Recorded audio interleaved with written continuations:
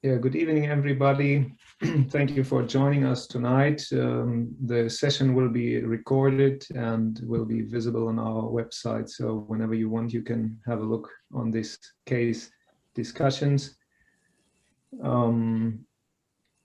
This is the third session of case discussion created by EEL. We have fresh cases from endometriosis patients. Our experts do not know the cases before. I do not know the cases, so we will just learn about the cases tonight and then discuss diagnostic steps and therapeutical approaches. I'm very happy to be here tonight with three experts. Thank you so much for joining us tonight. It's a big pleasure for us. I would like to introduce to you Dan Martin from US, Richmond right now, Dan, if I'm right. Yes. And Gernot Hudelist from Vienna in Austria, and Sebastian Schaeffer from Münster in Germany. I would like to say a few words about our experts, just a brief introduction. Then I would like to start with you, and as you told me, you started in 1970, and you mentioned Dr. Armand Handy, that was your first teacher, as I understood, and it's a very impressive what happened in all your life achievements since 1970, so many years of work in different places, of so many publications, of the current work in the Endometriosis Foundation of America. And I found your atlas images from 88 and 90, and it was so impressive to see all these pictures about endometriosis. And it's an incredible overview. And we discussed that by emailing too, that still we see the same things and still we do not have too many answers. And I think it's really great that we are here together tonight and can discuss some of these topics. And with your very, very great experience, I think you can explain us some details that we might not know. You have a very long list of publications, and it's really good to see that there are many new publications too. For example, one ultimate one from this year about the non-visualized but palpable bowel endometriosis that you published together with Horace Roman. And I think that's a very good paper, and it shows that we are on the right way. And I'm very happy that you are here tonight from Johns Hopkins, Baltimore, to Memphis, Tennessee, now to Richmond, and tonight online. Thank you very much for joining us. Our second expert is Gernot Hudelist. Gernot, I found out that you've been born in Villach. I didn't know that before. And then you've been working for many years in Villach too, together with Jörg Keckstein. He was your teacher for many years. And I think Villach was the place where you found your heart for laparoscopic surgery and endometriosis, and also oncologic surgery. Dr. Hudelist now is working in Vienna, actually in two different places, and you're also professor at the university in Vienna, and you are very well known for your research on deep endometriosis and ultrasound and bowel surgery. And yes, I'm very happy that you spent your time with us tonight. Thank you so much. Thank you. And last but not least, Sebastian Schaeffer. Sebastian, you are the youngest in this group, I think. And I'm happy that you're here tonight, and it's a pleasure to work with you. Sebastian Schaeffer is head of the endometriosis and unit in the University Hospital in Münster, and he's the head of minimal invasive surgery unit in the University Hospital in Münster, and he's very involved in the national development of endometriosis projects, of teaching projects, of new ways how to train, how to teach endometriosis, and how to find a solution for a possible personal certification. You are a member in different boards and ad boards. You're also involved in the World Endometriosis Society, ad board member in European Endometriosis League. And yeah, we are working very close together, and it's really fun to create and develop new ideas. And we co-founded together with our friend Darius the Endometriosis Masterclass in Germany, and I'm happy that you're here tonight and share your expertise on our cases. Okay, so thank you very much for joining, and let's start with our case discussions. I think we have 3 cases tonight, and Alin, if you would like to start. Actually, we talked that Gernot is going to present the first case, and I'll present the other 2. Perfect. Okay, thank you. I hope you can see my screen. Once again, this is Gernot Hudelist from Turkey. I'm going to present you a case about infertility together with Professor Engin. So here goes our first case. So we had a patient who was 32 years old who applied with infertility. She was nulligravid, nullipar, and she had a desire for pregnancy. And she has been receiving fertility treatment since 2014. When we looked at her medical and surgical history in 2014, she had 1 IVF trial before applying to our clinic. She had 9 eggs collected and 8 mature embryos, and 2 blastocysts were transferred, and she did not achieve a pregnancy. And then she underwent a diagnostic hysteroscopy, and from what she has told us, the endometrial cavity was narrow and pulpate tissue were excised. She weighed for 49 kilos and she was receiving no medication. During her clinical gynecological examination, and the speculum, the vulva, and the vagina was without any findings, and the bimanual examination was normal. So our first question is, what imaging diagnostic would you propose?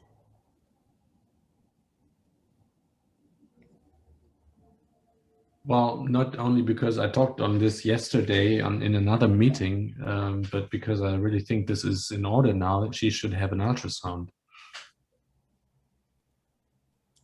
Thank you, Dr. Schaeffer. Do you have any other comments, or should I continue? Well, concerning imaging, I think at the moment, ultrasound for me would be enough, but maybe the other experts have other ideas.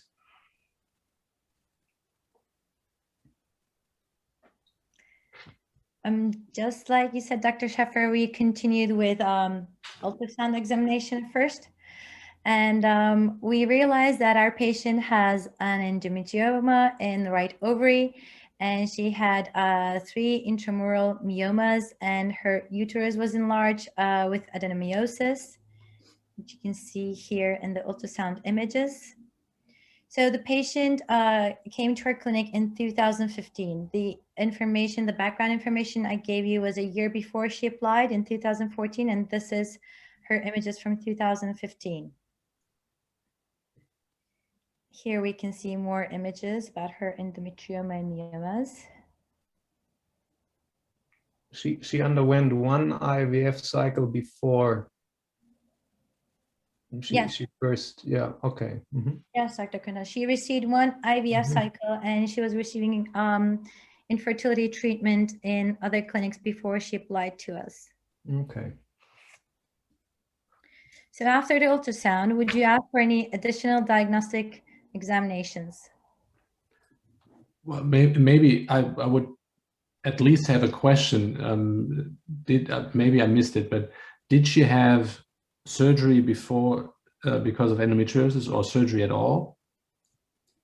No, in her surgical history, she only received one hysteroscopy, diagnostic hysteroscopy, nothing Okay. else. So no laparoscopy. No laparoscopy.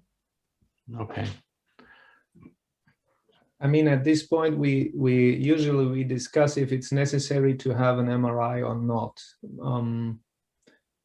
Mostly, we agreed that it's not necessary. But for example, Axel Forman explained us that in his place in Aarhus University in Denmark, they usually do MRIs because they have a university setting that is able to do that.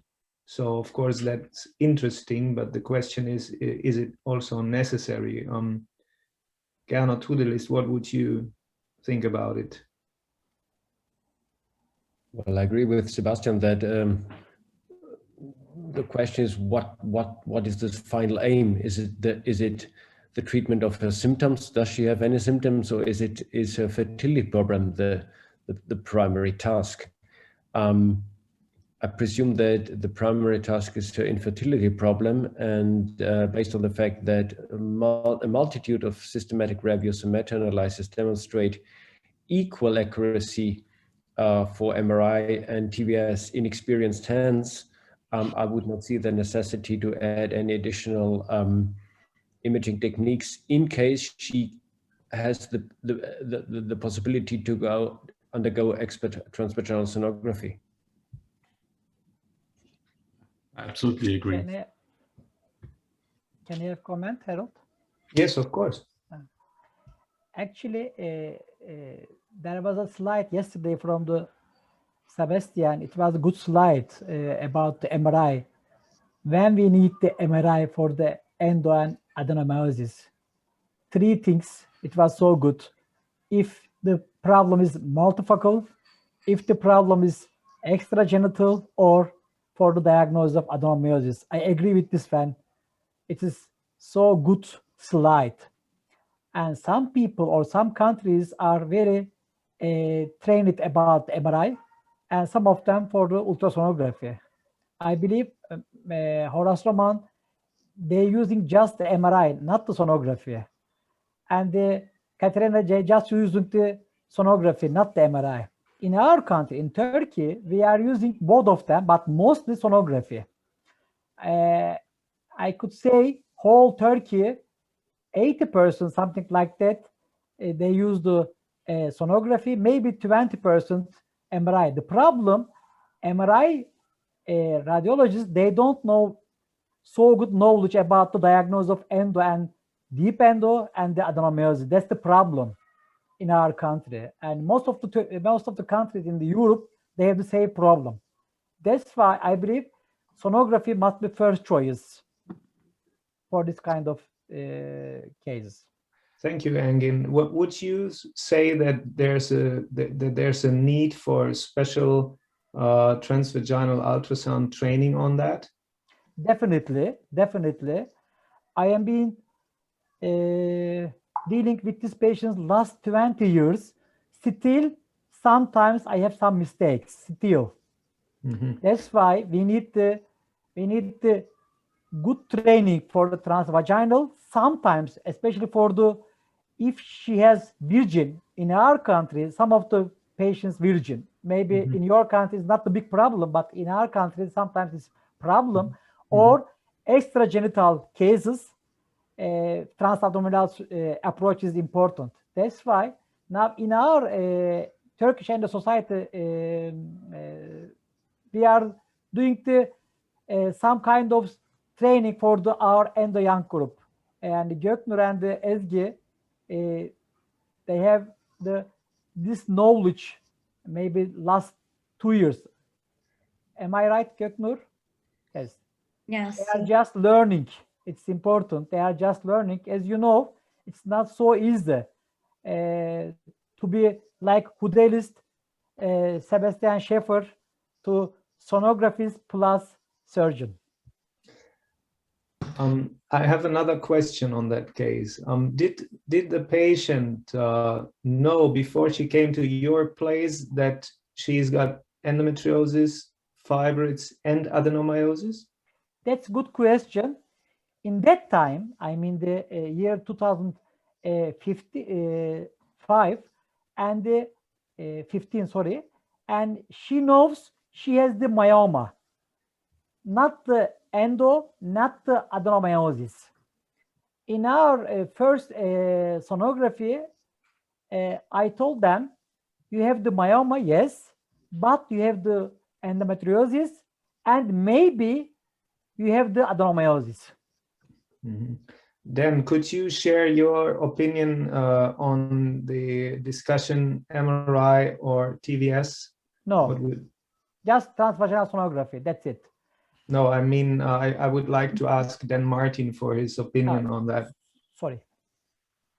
My experience with sonograms was long before anybody had the technology doing as well as it does now, and we would have relied on an MRI, because for years MRIs were better than sonograms.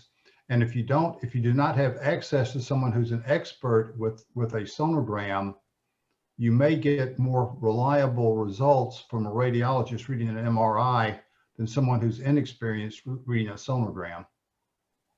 Mm-hmm. Yeah, I think that is.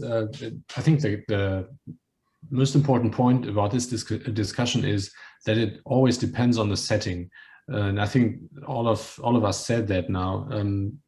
If you have expert sonographers in Austria, in Germany, we basically, when we see our patients as a gynecologic surgeon, most of the time we will do the ultrasound ourselves. So we are the experts. So that's why for us it's readily available. It's a good technique. It has developed very well from the standpoint of the technology, but also from the standpoint of, well, getting more and more experience in the things that you really can see. And I think therefore, if you have a setting like that, the ultrasound will be enough for most questions. But if you do not have the setting, if you have to call for the sonographer in order to do the expert ultrasound, or if you don't even have him or her, obviously you will rather go for the MRI. I agree with that. Okay, Gernot, maybe you can share with us what happened next. Yes, of course. So sonography was enough for us. We didn't continue with MRI. So in 2015, her AMH level was 9. We had 24 eggs collected, 23 mature, and 14 fertilized. After 2 months of giving her a GnRHA treatment, we did a frozen embryo transfer. We transferred 2 blastocysts, and then pregnancy was achieved. In 2016, she delivered her baby. Let me ask a question. Yes, please. Is that 2 months of GnRHA standard in your treatment, or is that based on inflammatory markers or BCL6s or some other marker? It's not always 2 months of GnRHA treatment. The duration might change. In the next, in upcoming slides, you will see that the duration changes in the future. But I might want to ask Professor Oral how he decides on the duration of the treatment. Dr. Martin, this is just controversial topic, just personal approach. In my country, on most of the world, they prefer 1 to 6 months before the frozen transfer for the GnRH. In this case, in that time, we prefer 2 months. This is just empiric. We can try the 3 months or 1 month. Nowadays, I prefer, if she has the not deep endometriosis or adenomyosis, just 1 or 2 months. But if she has adenomyosis, I prefer 3 months or maybe 6 months before the frozen transfer.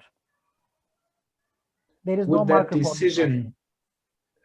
Engin, would that decision depend on the AMH levels and patient's age? No, because I am using actually using this approach before the frozen transfer, not the IVF. That's the difference. We are not using GnRH analog before the IVF cycle. We are using the GnRH analog treatment before the frozen transfer. That means AMH is not important. I think that's an interesting topic. There have been 2 recent publications from China who clearly demonstrate that there is a significant increase in live birth rates for patients undergoing IVF with extensive adenomyosis, but only in the setting of pre-cryotransfer GnRH application.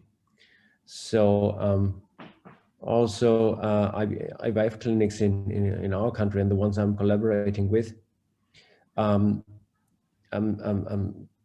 start to apply GnRHs before the cryotransfer, but after the generation of or collection of eggs or follicles.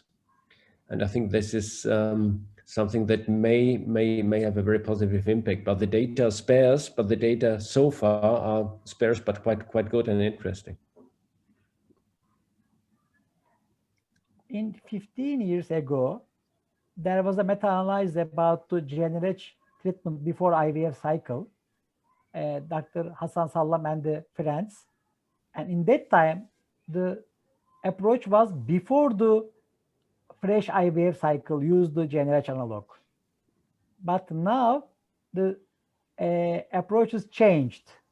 Some people still prefer the GnRH analog before the IVF oocyte pickup, but most of the people, as you said, prefer the before the frozen cycle, either GnRH analog or the nowadays recently they use the Dianogest or the Mirena.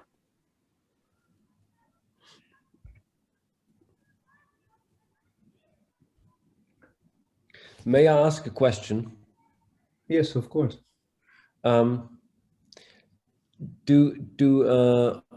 Does anybody know data about the efficacy of oral contraceptives pre-cryotransfer?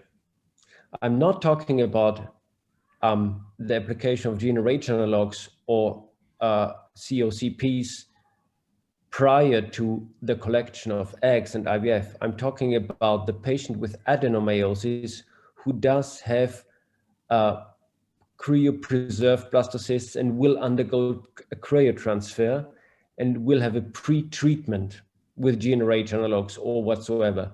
Does anybody know data about the efficacy of oral contraceptives or gestagens in comparison to GnRH analogs in adenomyosis before cryotransfer? Very interesting question. Then Martin, maybe you could answer that. I just went back through as many of Bob Lessie's papers as I could find because I anticipated it might be in one of them, but I can't find it in his papers. I don't know. Because I couldn't find any studies. I just checked on that last week and I couldn't really find any good data on that. And there is also, as Engin said, there's there's a difference in the application of GnRH analogs. Some units suggest 2 months, some units suggest 4 months, some units suggest 6 months, and there is no head-to-head comparison. So it's just out of the, I think, personal experience, I presume. Gernot, may I, please? Lessie would have used Lessie uses 2 months fairly routinely. Mm-hmm. Gernot, as far as I know, there is no any study to investigate before the OC usage in the adenomyosis patient. There is no article, but only we have just one article, Dominic de Ziegler, just one article for the endo patients, not adeno patients. 8 weeks OC, and it says it's useful, but it's this publication year 2010, I believe. Now there is. But is it This is the for cryotransfer or for IVF? No, before IVF, not Okay. the frozen transfer. There is no article. This is my knowledge. There is no article either endo or adeno before frozen transfer. That's you ask me. There is no article. Only just one article. Yeah. Because I think that would be the interesting point, and I think that supports the necessity of good imaging techniques or high quality imaging, because if we would know, if you were aware about the presence of extensive adenomyosis as in the patient presented, the ART specialists might change the strategy. Right. They might be suggest a pre-cryotransfer treatment with GnRH analogs, which may be useful or successful. Yeah. May I, Harold? Yes, of course. But the logic behind the GnRH treatment, just for the two logic. The first one for the systemic effect. It's for the environment. It's important. And the second one for the logical effect for the endometrium. For the OC, there is no systematic effect for the OC. That's why we would prefer, instead of OC before the frozen transfer, maybe progestin, I mean the Dianogest, dydrogesterone, or the Mirena. Not the progestin plus estrogen like OC. It's not logic in my mind.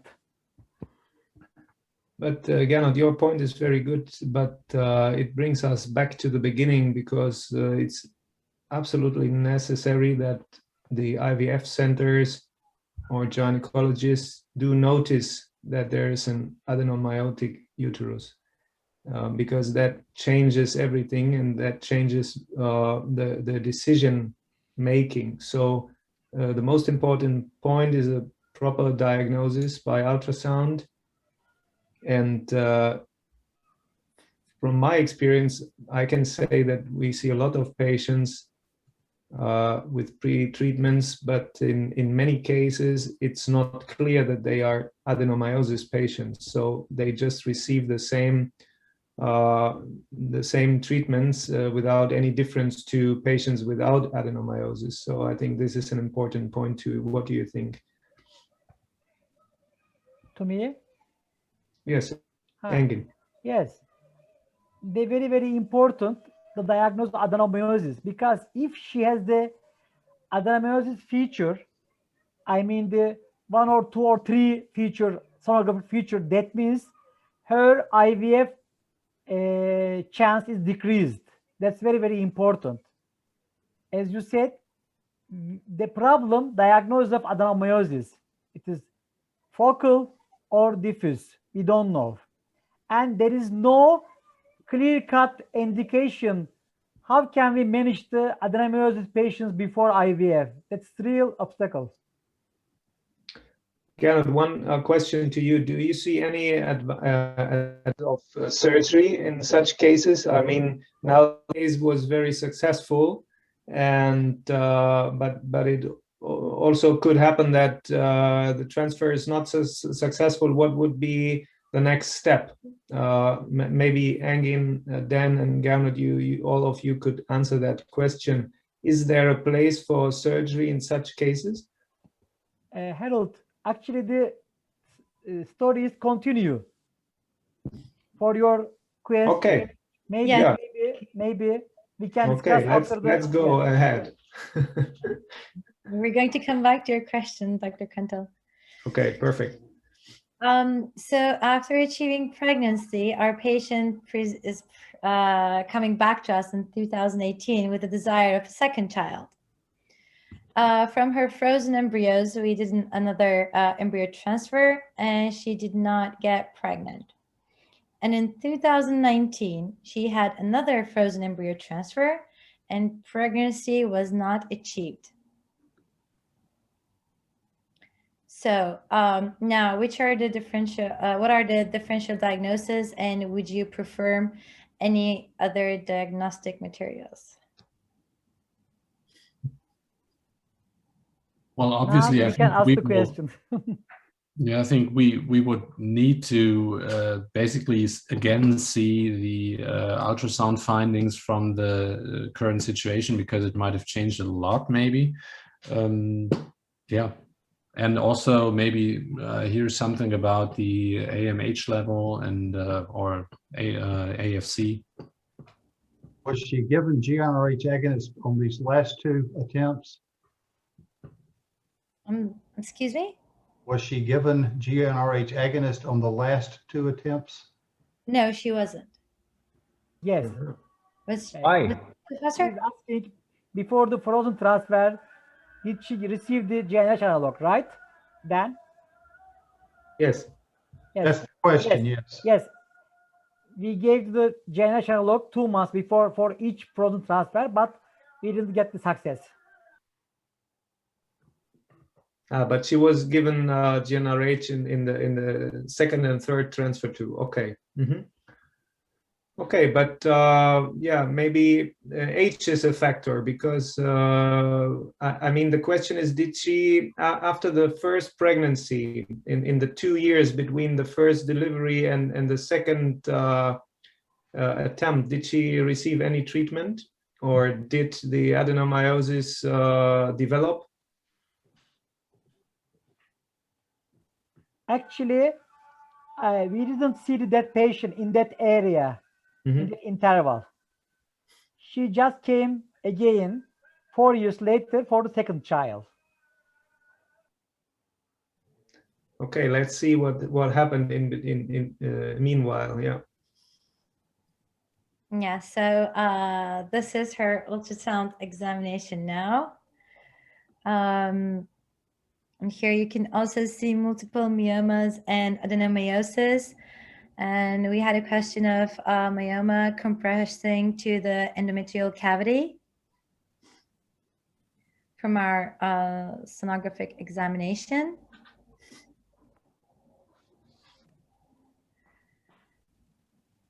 And our next question is, what are our treatment options? Just one comment, Göknur.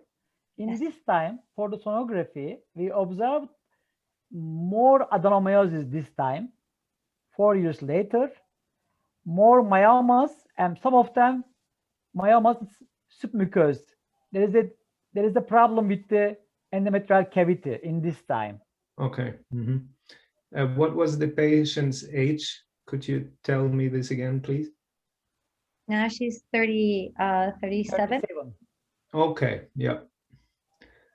Gernot, what would be your approach in that patient?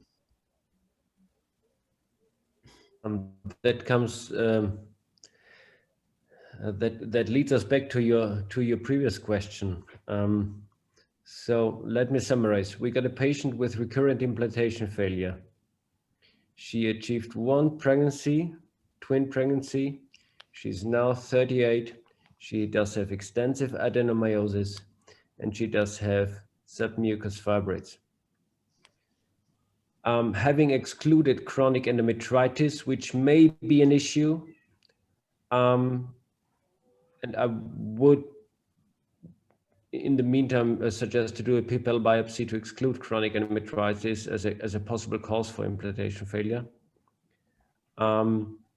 Yes, that would be a situation where we would start to think about surgical intervention. However, what are the pros and cons? The pro is that there is a small but realistic chance of another successful pregnancy following surgery for adenomyosis. The big con is that it is an invasive procedure, and if we take these patients to theaters, we're talking about high risk pregnancies, with a rupture rate in pregnancy of about up to 10%, with a significant increase in maternal and fetal morbidity. And that should be discussed with the patient. Sebastian, I would be reluctant. To clearly suggest surgery, or possibly talk with the patient and think about stopping IVF at all. She has twins. She's 38. The question is how important is another pregnancy for this patient in her life situation. I would be a bit reluctant to really propose further IVF treatments. I'd probably think about stopping, but I'm not doing IVF. Okay, but we talk about surgery, and yes, you are right. It's absolutely risky to do surgery on adenomyosis in such cases. I completely agree, but maybe we can have a more detailed look on the options. So we could talk about, for example, hysteroscopy, or should we go for laparoscopy? Does it make sense to take out fibroids? Sebastian and Dan and Engin, what would you say? Let me ask Engin a question first. How many on the fibroids that are impinging on the cavity? Can you see a junctional zone on the fibroids? Actually, do you think that they can be taken out without getting into the adenomyosis? Actually, Dr. Martin, she has multiple myomas, and some of them invasion to the endometrial cavity. Type 1 myomas. Type 1 and type 2 myomas. And she has the adenomyosis, not we can say the diffuse focal, but it was the, if we compare with the old times, her adenomyosis is increased. Okay, but what about just a simple hysteroscopy and just having a look on the cavity, because this patient never underwent any surgery so far, as I remember, and I would say, okay, let's just have a look on the uterine cavity, and maybe we can have a we can take out some of those submucous fibroids and have a better situation. Would that be an option? Well, I think so, yes. But I think the dilemma is in this patient that she has so many different factors which basically decrease her probability of becoming pregnant and being successful with that. On the one hand, there are the fibroids. On the other hand, there's the adenomyosis. Then there's probably endometriosis, if I remember correctly, in the time before the successful pregnancy. She had at least had an endometrioma of one of the ovaries. So probably she has a lot of factors that decrease her chances. So if you're looking into that, probably also the best chances she will have if you remove all of those factors. But I completely agree with Gernot that especially looking into this adenomyotic uterus, if you want to go in with laparoscopy or open surgery and like decrease the adenomyosis of the uterus as far as possible, you will have this surgery which will be very risky for her and for later pregnancy. So I absolutely agree that this needs to be openly discussed with the patient, but maybe, Harald, a stepwise procedure can be something that can be performed here, and I think a hysteroscopic evaluation and possibly removal of the fibroids that impair the endometrial cavity would be a step which is not too risky and at the same time might increase her chances a little bit. Probably the chances will not be really good still because of the still remaining adenomyosis that she has. But I would say that at least talking about or thinking about hysteroscopic removal of at least the fibroids, the type 1 and type 2 fibroids might be an option. Obviously, also, I cannot really see how many fibroids there are that will qualify as type 1 and type 2, but if it's a lot of fibroids, she will have a quite important defect of the endometrium, which is something that needs to be discussed with her as well. So I think it's a really difficult situation for the patient, and also it's for the doctor who needs to recommend some sort of treatment here. Gernot, we are burning to see what was your treatment approach.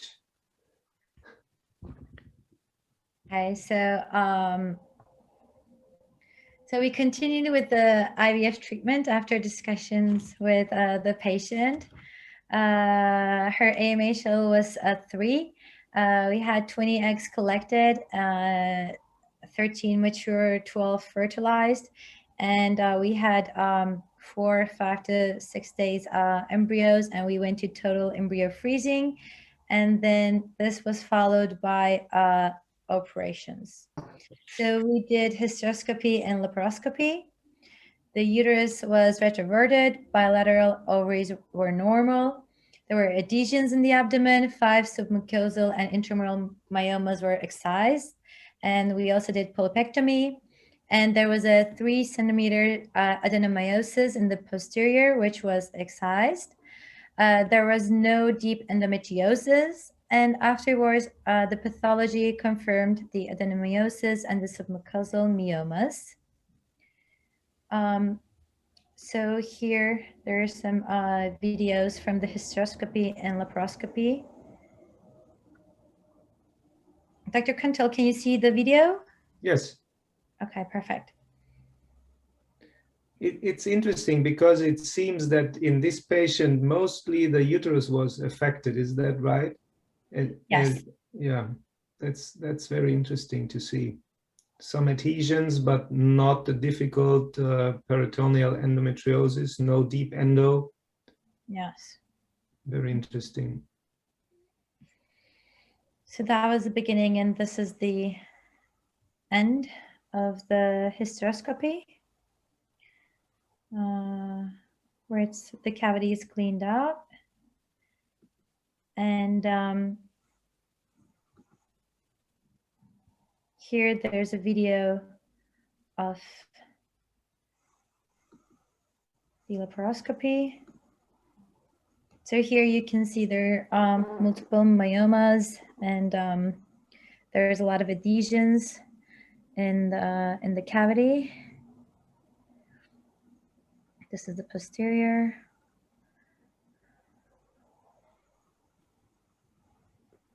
There are adhesions in the salpinx and the omentum. And the uterus is enlarged. There are more myomas and in the interior.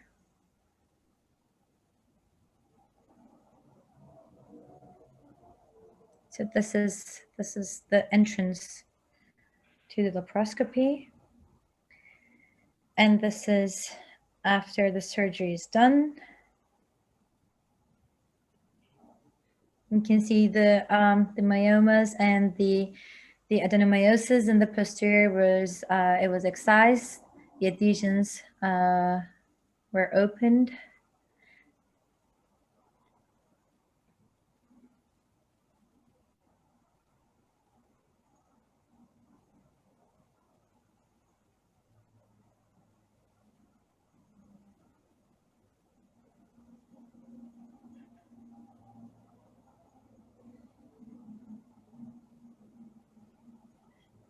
So this is how the uterus and the cavity looks like after we're finished with the surgery.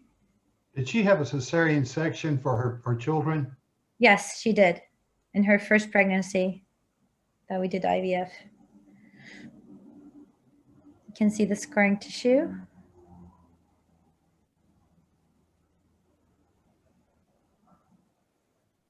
Yes. So this is after hysteroscopy, and laparoscopy. And what was your recommendation after that surgery? Oops.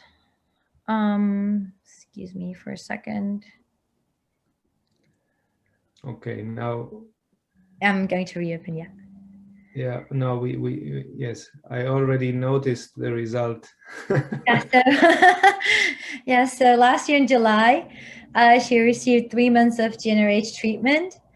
And then in September, we did 2 embryo transfers. And then pregnancy was achieved. Now she's 8 months pregnant. And our last question is, how would you comment the performed treatment? And what is your proposal for post-surgical treatment? But you already seen ours. Could you please tell us when exactly the surgery has been performed? Because you mentioned that in July 2020, yes, she received the pre-treatment, and the surgery has been done in which month? I need to check that though. Just to have an idea about the time in between surgery and the beginning of the treatment. Yes. Or did you just start after the surgery? No. Yes, Professor, or it was that time. And she has a surgery June. Okay. After that, she has just 1 month. After the surgery, she has 3 months GnRH treatment, and in September we did a frozen transfer. That's it. That means from surgery to the transfer 4 months.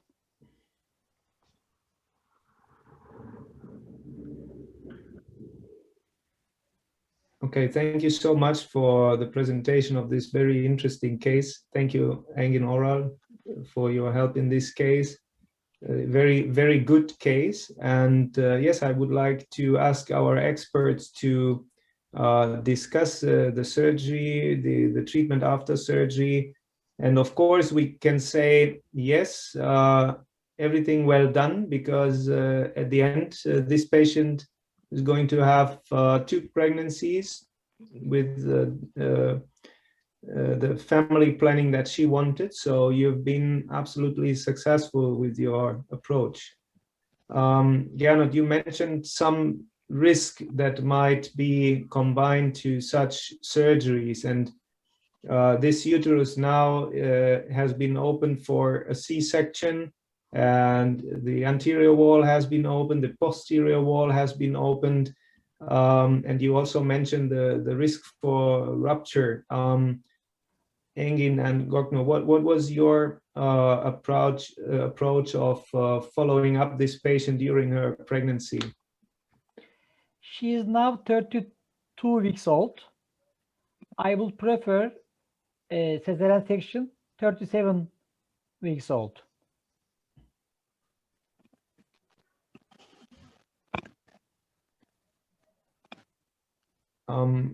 The risk of rupture also depends on suture techniques, on coagulation, on cutting techniques. Sebastian, maybe you can discuss this point. Yeah, well, let me start with this. I think if this was my patient and she had the surgeries that she had received and she's pregnant now, I would personally also recommend a C-section for the delivery because of the multitude of openings of the uterine wall. Regarding the risk factors, I think it's quite clear that if you have extensive use of coagulation, that might be a risk factor for rupture. Also, if you do not achieve a stable or strong or just regular suture, but if you have to have any compromises on the suturing technique, you shouldn't have that actually. But if you suspect that the suturing technique is not perfect, maybe also this definitely would be a risk for rupture. So you have to make sure that in case of deeper opening, that you should at least suture in 2 layers and really have a stable reconstruction of the uterus. The problem with rupture is that other than one might suspect, most uterine ruptures do not occur during labor, so not during the time of delivery actually, but beforehand. And it's in the 3rd trimester actually. So probably it is a good idea, if the patient makes it up to that point, to wait until the child will not be a preterm birth, and then have the C-section, so as not to increase the time that she is at risk for rupture. So I think those questions to the technique of coagulation, the technique of suturing, that is something that obviously has to be clear beforehand. There is some experience, for example, with vasopressin to decrease bleeding during removal of fibroids, in order for the surgeon not to be forced to coagulate too much. So maybe that is a good idea during surgery. And you definitely have to make sure that the suturing technique is perfect, actually. One question to Gernot. Gernot, is there a place for open surgery? I mean, this was a laparoscopic approach, but if we face such a uterus with fibroids, adenomyosis, it might be more feasible to do it by open surgery, because this patient anyway already got a laparotomy in her history. So I think this might be a good option too. What do you think? Let me state 2 things. The first one is that most reproductive surgeons, including myself, would have counseled the patient regarding the possibility of a surgical treatment of adenomyosis and fibroids following 3 frustraneous IVFs. So I think the indication to do surgery is adequate, it's reasonable. Mm-hmm.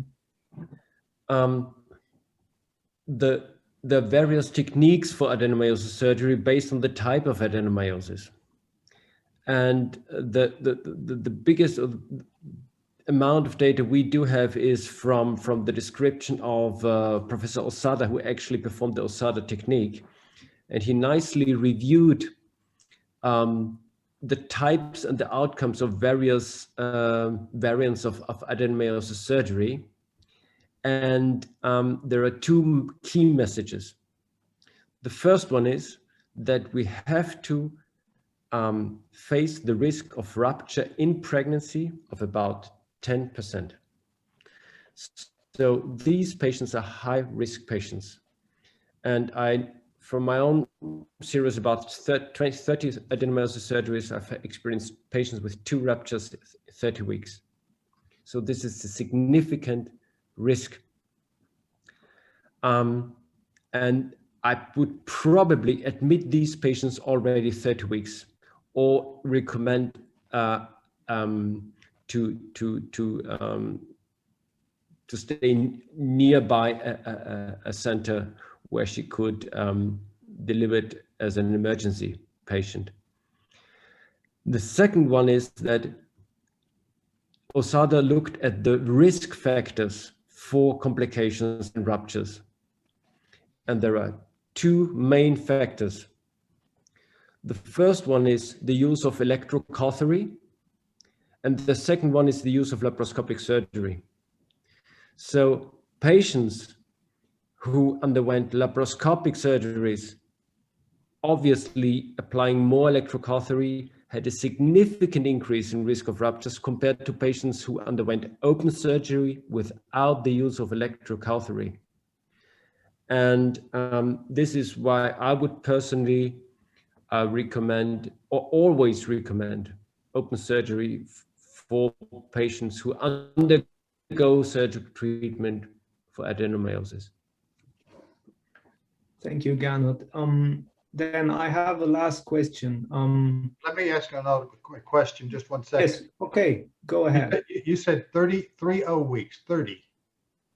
32 now. No, I'm talking to Gernot, his ruptures. Your Okay. ruptures, both of your ruptures were at 30 weeks, 30. 28 and 31. In Casada's series, was that happening in Casada's work also? 10%. What weeks in his studies? Actually, I would have to check on that, but I just checked on the general rate of rupture in a review regarding the outcomes of adenomyosis surgery hits nearly 10%. Interestingly, Ruptures in pregnancy. yeah, and interestingly, it has been shown that 30 weeks, about 30 weeks is a very difficult time for rupture. But I couldn't, Professor Martin, I couldn't answer your question regarding the time. I would have to double check.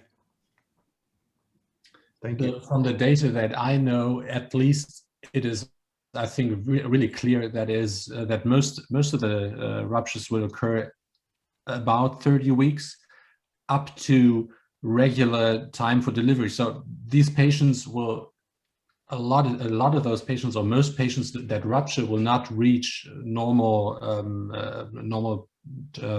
delivery time, normal delivery point.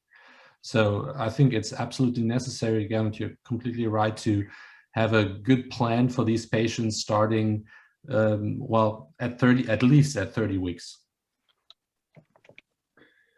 Let me just say one final thing.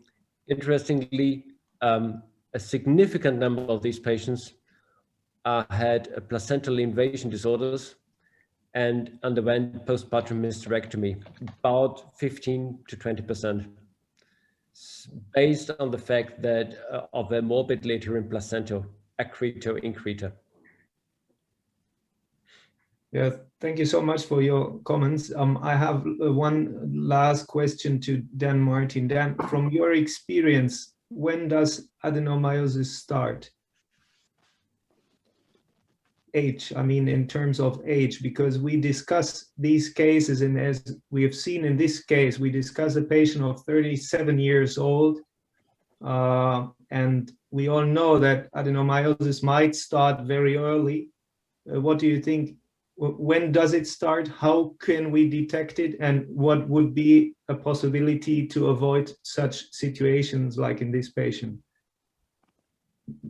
Maybe difficult question. I have no age-related data for when adenomyosis becomes significant. We did not have sonograms with the sensitivity that you have now. And almost all of our adenomyosis was diagnosed by pathologists and not by imaging. So 30 years ago, 40 years ago, we would not have known about her adenomyosis. So it becomes a difficult question to answer as far as when. How we would prevent it, I would have no idea how to prevent adenomyosis from forming. If you told everyone to get pregnant when they were 22 instead of 32, maybe you wouldn't have this problem, but I'm not sure that wouldn't create its own problems. Yes, I absolutely agree. I have no good answers for your question. Yes, but I think this is something that maybe in the future we should try to answer by new studies, and there's very small data on adenomyosis and adolescents, some ultrasound studies and case series coming up now. I think that's an interesting question, because this disease might be caught before it's starting to make problems when women are older than 30 years and looking for pregnancy. And if you catch it, then what is your next step? I don't know. That's the second question that we have to think about then. Thank you so much for this very interesting discussion. Engin and Gogno, thanks for your case. I think it was a really good case. We discussed many details. At the end, we ended up a bit discussing on adenomyosis again. That was very interesting. Very good opinions, and I think it has been shown that adenomyosis is very difficult to handle from the surgical point of view, but also from the assisted reproduction point of view. And it's absolutely clear that patients with adenomyosis need a very individual treatment approach, and that they should be only treated by repro specialists and surgeons specialized on adenomyosis treatment. Thanks a lot to Dan Martin, to Gernot Hudelist, to Sebastian Schaeffer for your time. Thanks a lot to Engin Oral for joining us tonight. Greetings to Istanbul, Engin, and thank you. Thanks to our young core team, and thank you for joining us tonight. I wish you a good summer, COVID-free, Corona-free time, hopefully, and I really hope that we will have the possibility to meet each other in person very soon. Thanks a lot, and good night to everybody. Thank you. It was our pleasure. Thank you. Good night. Thank you. Thank you. Bye-bye. Good night.